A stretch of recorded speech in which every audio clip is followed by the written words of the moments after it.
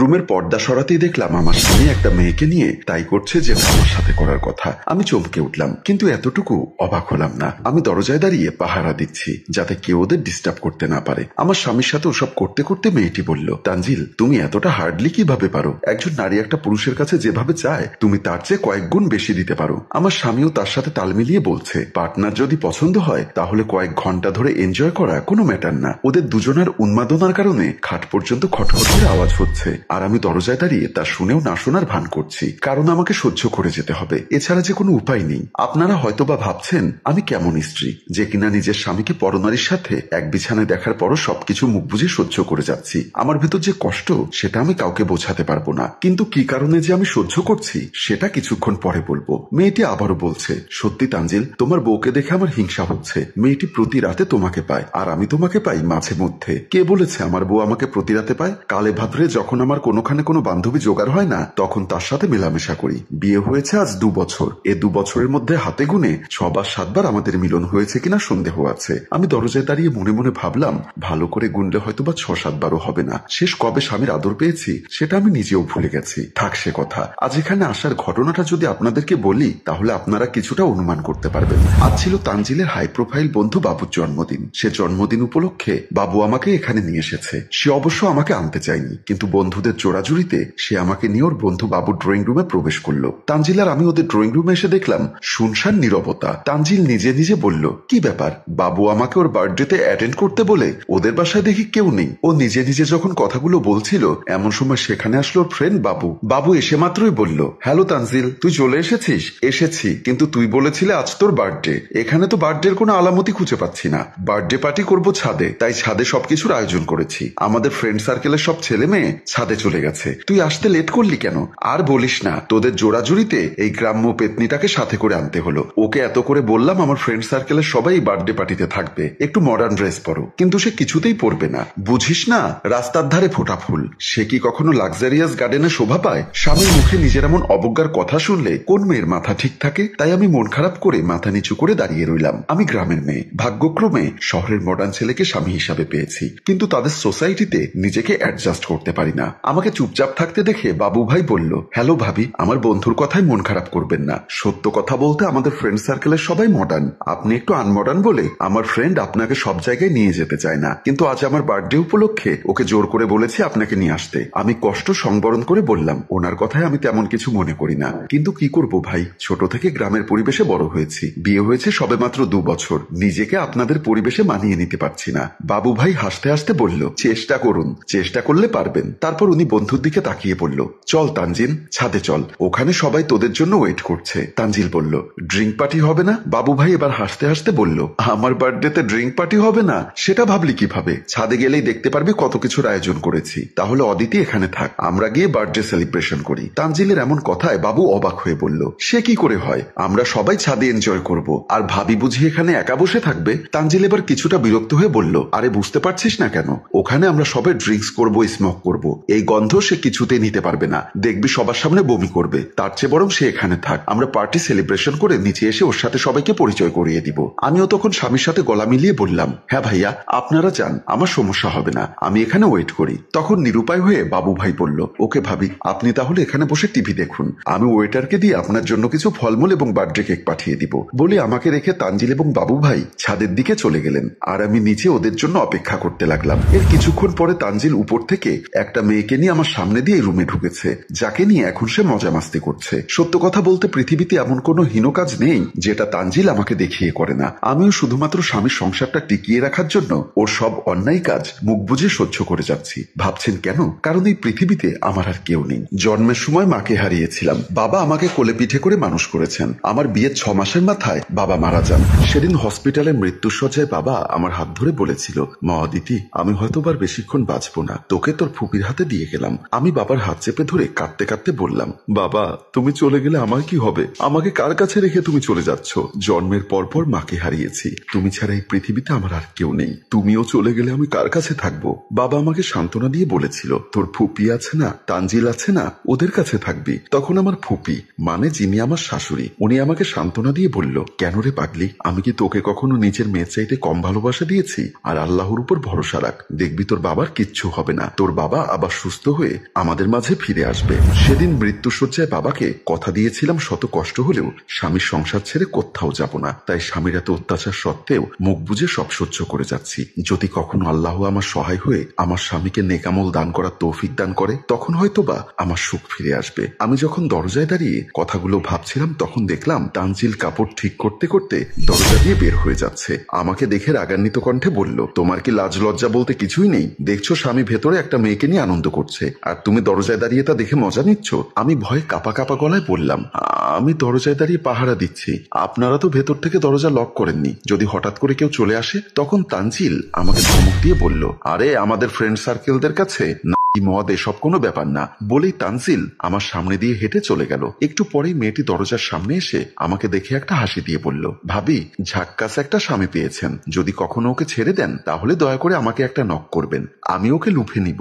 বলেই মেয়েটি হাসতে হাসতে আমার সামনে দিয়ে চলে গেল। আর আমি মনে মনে ভাবলাম, এর চেয়েও বড় যদি কোনো ঝড় আসে তবুও আমি তানজিলকে ছেড়ে কোথাও যাব না। প্রয়োজনে সতীনের ঘর করব। পার্টি শেষ করে বাসায় এসে যখন কলিং বেল টিপছিলাম, তখন তানজিলের মাথাটা ছিল আমার কাঁধে। সে এত বেশি ড্রিঙ্কস করেছে যে তার কারণে সে সোজা হয়ে দাঁড়াতে পারছে না। কলিং বেল টিপতেই আমার শাশুড়ি দরজা খুলে দিল। আমি তাকে ধরে রুমের ভেতরে ঢুকতেই আমার শাশুড়ি বলল, ও কি বার্থডে পার্টিতে গেছিল নাকি ড্রিঙ্কস পার্টিতে? আমি কোনো কথা না বলে ওকে সোজা করে দাঁড় করানোর চেষ্টা করলাম। সে বিড়বিড় করে বলছে, অদিতি হুইচ শি?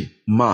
আমার মুখে মা শব্দটা শুনে সে একটু একটু হাসতে হাসতে বলল, মাম্মি তুমি আমাকে চিনতে পারছো না? আই এম তানজিল, তানজিল চৌধুরী, তোমার একমাত্র সন্তান। আমার শাশুড়ির সাথে সাথে ধমক দিয়ে বলল, কোনো অ্যাডিক্টেড আমার ছেলে হতে পারে না। বৌমা তুমি আর কত মুখ বুঝে সহ্য করবে? তোমাকে বারবার বলি তুমি একটু শক্ত হও, ওকে শাসন করো। তানজিল আবারও হাসতে হাসতে বলল, ডমিনেট?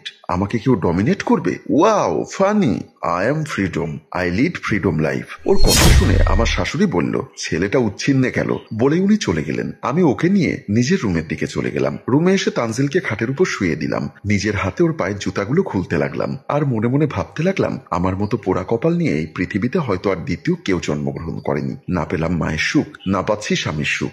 যে বাবাকে একমাত্র অবলম্বন করে পৃথিবীতে বেঁচেছিলাম, সেই বাবাও কিছুদিন আগে মারা গেল। ততক্ষণে তানজিল ঘুমিয়ে পড়েছে। আমি তার পায়ের পাশে বসে কান্না করতে লাগলাম আর অতীতের কথাগুলো ভাবতে লাগলাম। আমার কষ্টটা শুরু হয়েছে আমার বাসর রাত থেকেই। বাসর রাতে আমি বুঝতে পেরেছিলাম তানজিল আমাকে পছন্দ করে না, কারণ বাসর ঘরে আমাকে একা ফেলে রেখে তানজিল বালিশ নিয়ে রুম থেকে বের হতেই আমার শাশুড়ির সামনে পড়ল। আমার শাশুড়ি জিজ্ঞাসা করলো, কি ব্যাপার তানজিল, তুই বালিশ নিয়ে কোথায় যাচ্ছিস? অদিতির সাথে এক রুমে স্বামী হিসাবে থাকা আমার পক্ষে সম্ভব না, এটা তুমি আর অদিতি দুজনেই ভালো মতো জানো। শুধুমাত্র নিজের দায়িত্ববোধ থেকে আমি অদিতিকে বিয়ে করে ঘরে তুলেছি, এর থেকে বেশি কিছু ওর জন্য আমি করতে পারবো না। কিন্তু বাবা, তোদের দুজনের তো বিয়ে হয়ে গেছে, এখন এই সম্পর্ককে মেনে নিতে অসুবিধা কোথায়? অসুবিধা আছে মা, তুমি অদিতিকে চেনো না। অদিতি একটা আনস্মার্ট আর ভীতু একটা মেয়ে, সেটা কি তোমার অজানা? ওকে আমি কোনো ইভেন্টে আমার সাথে নিয়ে গেলে ও একটা কথাও ঠিক মতো বলতে পারবে না, সব সময় ভয় আর জড়তায় চুপসিয়ে থাকবে। অদিতির জন্য নিজের বন্ধু বান্ধবের কাছে আমাকে কতটা নিচু হতে হবে সেটা কি তুমি বোঝো? তাহলে তুই ওকে নিজের মতো করে তৈরি করে নিলেই তো পারিস, তোর কথা মতো চলবে সব সময়। আর তাছাড়া ও তোর মামাতো বোন। মা, আমি সবসময় এমন একজনকে জীবনসঙ্গী হিসাবে চেয়েছি যে আমার কাঁধে কাঁধ মিলিয়ে চলবে। আমার কথা মতো উঠবস করা কোনো রোবট আমি চাইনি। তানজিল, তুই ভুলে যাস না, অদিতির বাবার জন্যই আজ আমরা এ পর্যন্ত আসতে পেরেছি। তোর জন্মের 2 বছরের মাথায় তোর বাবা মারা যায়। আমি তখন অকুল সাগরে ভাসছিলাম, কারণ তোর বাবা মৃত্যুর আগে তেমন কোনো সহায় সম্পদ রেখে যেতে পারেননি।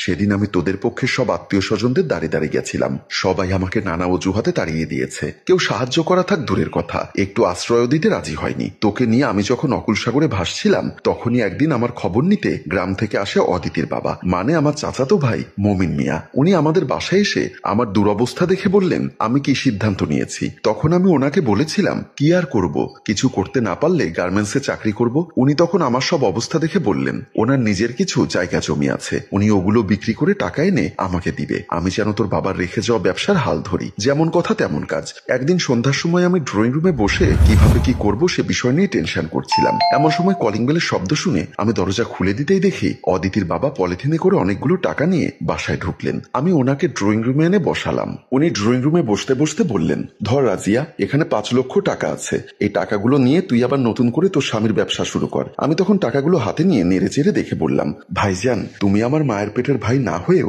নিজের জায়গা জমি বিক্রি করে আমাকে টাকা দিচ্ছ, অথচ আমার আপন ভাই মঞ্জুর মোর্শেদ সে আমাকে একটি বারের জন্য দেখতে আসলো না। ও ওর কথা আর বলিস না, তোর ভাই মোর্শেদ বিয়ে 4টা করেছে, ওই 4 বউ পালতেই ওর কষ্ট হয়ে যাচ্ছে। তোকে কি সে সাহায্য করবে? তুই আমার চাচাতো বোন হলেও তোকে আমি কখনো চাচাতো বোন ভাবিনি।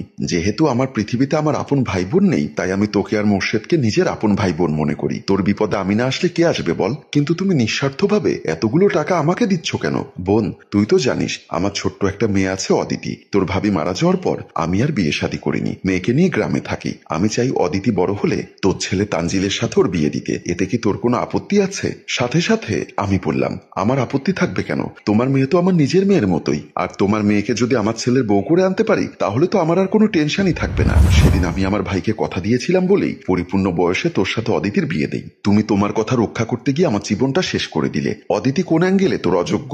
সে লেখাপড়া জানে, শিক্ষিত একটা মেয়ে, নম্র ভদ্র সব গুণই তার আছে। তার বড় অযোগ্যতা হচ্ছে সে গ্রামের মেয়ে, আনকালচার গেও পেতনি। আমি ওকে তালাক দিয়ে আর একটা বিয়ে করব।